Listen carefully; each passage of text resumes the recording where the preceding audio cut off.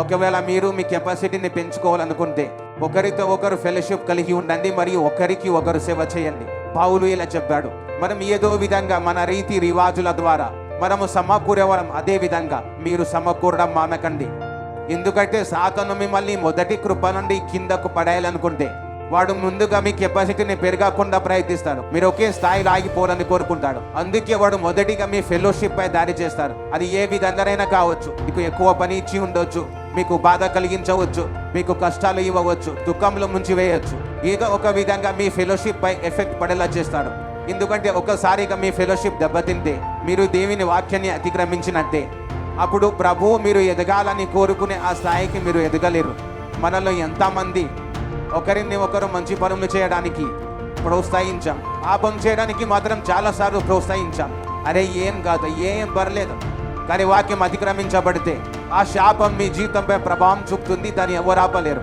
నా కాలంలో యూత్ నా వెంట ఉండేవారు. ఇదే వాక్యం వినేవారు. ఒక చెవితో విని మరో చెవితో వదిలేశారు. చర్చి మూసిన తర్వాత తమ శరీరానికి నచ్చిందే చేసేవారు. ఈరోజు 15-20 సంవత్సరాల తర్వాత వాళ్ళ జీవితాన్ని చూస్తే వారు ఉన్న చోటే ఉన్నారు.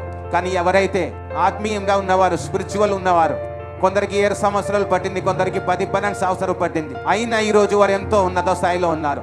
ఇప్పుడు జనాల మనసులో ఇలా ఉంటుంది, పాస్టర్ గారు చెప్తేనే, పాప గారు చెప్తేనే నేను చర్చిలో సేవ చేస్తాను, పని చేస్తాను అనేది రాంగ్ ఎగ్జాంపుల్.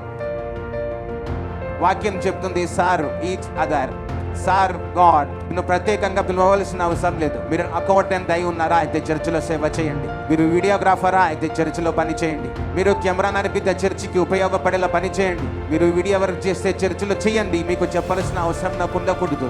ఒకవేళ మీరు మీ కెపాసిటీని పెంచాలనుకుంటే మేక్ షూర్ మీరు చర్చికి సంబంధించిన పనుల్లో భాగస్వాములు కావాలి. మీరు ఏ పొజిషన్లో ఉన్నైనా సరే మీరు ఆర్థికంగా ఆస్వాదించబడి ఉంటే మీరు మీ దశమ భాగాలు, టైప్, కానుకలు, ఆఫరింగ్స్ ద్వారా చర్చికి సహకరించండి. మీకు వరలు ఉన్నాయా?